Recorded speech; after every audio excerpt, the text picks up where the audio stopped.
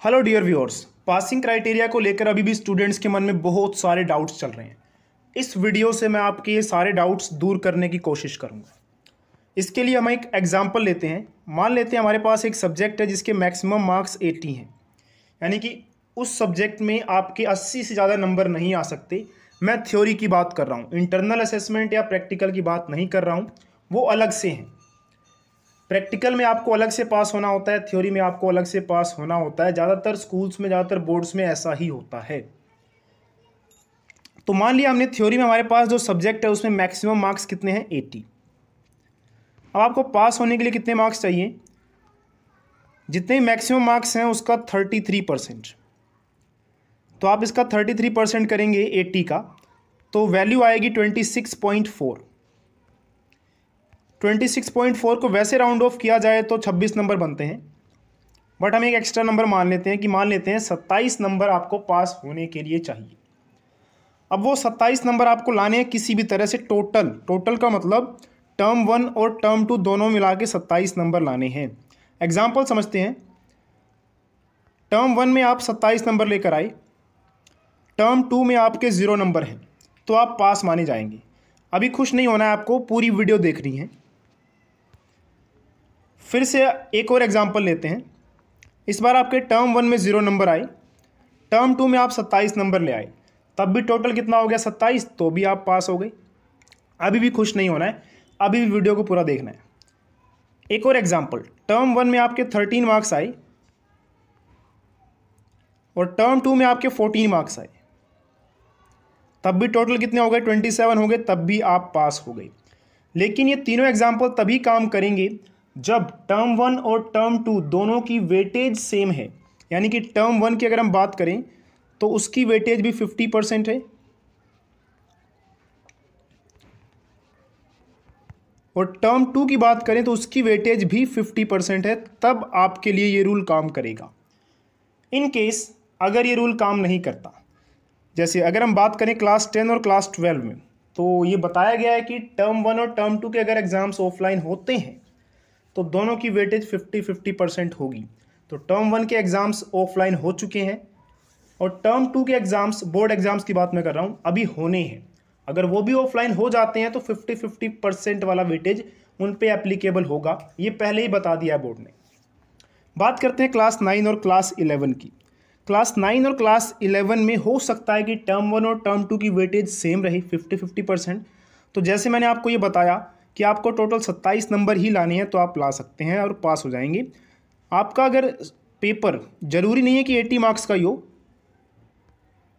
जैसे मैंने एग्जांपल दिया आपको कि 80 मार्क्स का एग्ज़ाम है ये, आपका चाहे एग्ज़ाम 70 का हो, 60 का हो, 30 का हो, इसी तरीके से आप कैलकुलेशन करके अपने पासिंग मार्क्स काउंट कर सकते हैं। एक केस ये हो सकता है कि टर्म 1 की वेटेज कम हो जाए, 25% हो जाए। मान लेते हैं टर्म 1 की वेटेज कितनी हो गई है, 25%। हो सकता है कुछ स्कूल में टर्म 1 की वेटेज कम कर दी गई हो और टर्म 2 की वेटेज फिर कितनी हो जाएगी, 75%। इस केस में आपको टर्म 2 में ज़्यादा मेहनत करनी पड़ेगी। उसका रीज़न क्या है? उसका रीज़न ये है, जैसे लास्ट वाला एग्जाम्पल की बात करते हैं कि टर्म 1 में आप 13 मार्क्स लेकर आए थे और टर्म 2 में 14, टोटल 27 हो गई। इन केस टर्म 1 की वेटेज सिर्फ और सिर्फ 25% ही है। अगर इसकी वेटेज कितनी है, सिर्फ 25%, तो इस समय आपको घाटा होने वाला, तब आप पास नहीं हो पाएंगे। क्यों नहीं हो पाएंगे? देखिए, पास हो भी सकते हैं, नहीं भी हो सकते। देखते हैं कैसे। टर्म 1 में आपके 13 मार्क्स थे, तो वो 13 नहीं होंगे टोटल, क्योंकि इस बार टर्म 1 की वेटेज कम हो गई, सिर्फ 25% है। तो आपके 13 मार्क्स नहीं काउंट होंगे। कितने काउंट होंगे? इसके लिए आप क्या करेंगे, 25 डिवाइड बाय 40 कीजिए, तो आपका टोटल आएगा 0.625। इसका मतलब टर्म 1 का एक नंबर ना जुड़कर कितना जुड़ेगा, सिर्फ 0.625 जुड़ेगा। आपके 13 मार्क्स आए थे तो आपके कितने नंबर हो गए, इसको 13 से मल्टीप्लाई कर देते हैं, तो आपके नंबर हुए 8.125। यानी कि टर्म 1 की अगर वेटेज मैं 25% कर दूं तो आपके 13 नंबर नहीं है, सिर्फ 1 2 5 हैं, यानी कि 8 नंबर मान लेते चलते हैं। अब बात करते हैं टर्म 2 की। तो टर्म 2 की वेटेज कितनी हो गई है अब, क्योंकि टर्म 1 हो गया था 25% का वेटेज के हिसाब से। वेटेज का मतलब इंपॉर्टेंस एक तरह से, और टर्म 2 की इंपॉर्टेंस बढ़ गई है 75%। तो टर्म 2 का जो एक नंबर है वो एक नंबर ना होकर कितना नंबर होगा, उसके लिए हम क्या करेंगे 75 डिवाइड बाय 40 करेंगे पहले। तो 75 डिवाइड बाय 40 ये आएगा 1.875, यानी कि टर्म 2 का एक नंबर नहीं है, एक नंबर 1.875 के बराबर है। तो टर्म 2 में आपके नंबर कितने आए थे 14। देखते हैं आप पास हो पाते हैं कि नहीं पास हो पाते हैं, अगर वेटेज 75% है तो 1.875 को आप मल्टीप्लाई कर देंगे 14 से, क्योंकि आपके टर्म 2 में मार्क्स आए हैं 14 और टर्म 2 का एक नंबर 1.875 के बराबर है। तो आपके नंबर आते हैं करीब 26 के आसपास। तो देखा आपने कमाल, टर्म 2 में ही आपके 26 आ गए। टर्म 1 के नंबर थे आपके 8, टर्म 1 में नंबर कितने आए थे आपके 8, और टर्म 2 में आपके नंबर आए थे 26। तो 26 प्लस 8 कितने हो गए 34। तो आप देख सकते हैं कि अगर वेटेज सेम थी तो आपके टोटल नंबर बन रहे थे 27, लेकिन वेटेज 25 75 करते कितने हो गए 34। तो इस तरह से आप खुद ही कैलकुलेट कर सकते हैं कि आप पास होने वाली कैटेगरी में आ रहे हैं या फिर नहीं आ रहे हैं। आई होप अब आपका डाउट क्लियर हो गया होगा।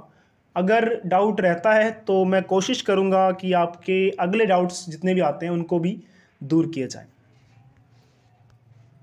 जिन भी स्टूडेंट्स का एग्ज़ाम हो चुका है, चाहे वो क्लास 11 के हों, क्लास 9 के हों, और क्लास 10 का वैसे रिज़ल्ट अनाउंस हो चुका है, और क्लास 12 का रिज़ल्ट भी आने ही वाला है।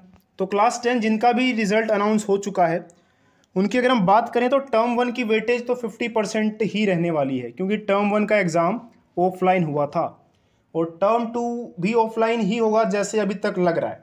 तो वेटेज सेम ही रहने वाली है। तो आप अपने मार्क्स एक बार ज़रूर कैलकुलेट कीजिए टर्म 1 में आपके कितने बन रहे हैं, ताकि आपको टर्म 2 में कितनी और मेहनत करनी है पास होने के लिए या अच्छे नंबर लाने के लिए, वो आप यहाँ से डिसाइड कर सकते हैं। और क्लास 9 और क्लास 11 की बात करें, उनके एग्ज़ाम्स शायद कुछ स्टूडेंट्स के हो भी चुके हैं और कुछ स्टूडेंट्स के होने वाले हैं। तो वो भी एक बार अपने टर्म 1 के मार्क्स जो है पता कर लें कितने हैं, वेटेज पता कर लें टीचर से कि वेटेज कितनी रहने वाली है टर्म 1 और टर्म 2 की। उसके हिसाब से आप ऐसे ही जैसे मैंने बताया वैसे ही आपको कैलकुलेशन कर लेनी है, ताकि आपको ये पता लग जाए कि आपको टर्म 2 में कितनी ज़्यादा मेहनत करनी है, कम करनी है या फिर ज़्यादा करनी है, और उसके अकॉर्डिंग आप तैयारी कर सकें। अगर आपको लगता है टर्म 2 में बहुत मेहनत करनी है तो अभी भी आपके पास टाइम है, आप मेहनत कीजिए और पास होने लायक नंबर ज़रूर ले आइए। और अगर आपके अच्छे मार्क्स बन रहे हैं तो आप अच्छे नंबर भी ज़रूर लाइए। तो मेरी तरफ से आप सभी को ऑल द बेस्ट, अच्छे से पढ़िए, और मैं कोशिश करता हूँ या फिर विश करता हूँ, आशा करता हूँ कि आप बहुत अच्छे नंबर लाएंगे और जितने भी मेरे व्यूअर्स हैं वो पास हो जाएंगे और अच्छे नंबरों से पास होंगे। सभी को एक बार फिर से मेरी तरफ से ऑल द बेस्ट।